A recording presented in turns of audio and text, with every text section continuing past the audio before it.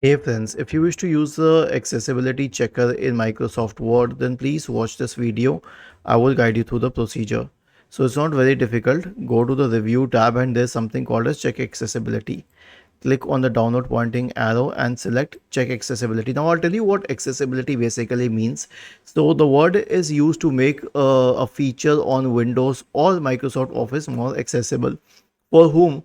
For mostly for differently able people, but if not for them, even in general. So the color and contrast should be good.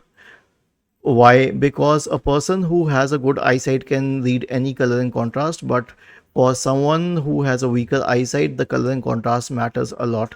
So it will also check other options like tables and media illustrations and everything, and it will check if there are any specific issues with that. It will also help you improve upon them. Was this helpful? If yes, then please subscribe to the channel. If not, then let us know in the comment section of the video on how we could help you further. Thank you for watching this video and have a nice day.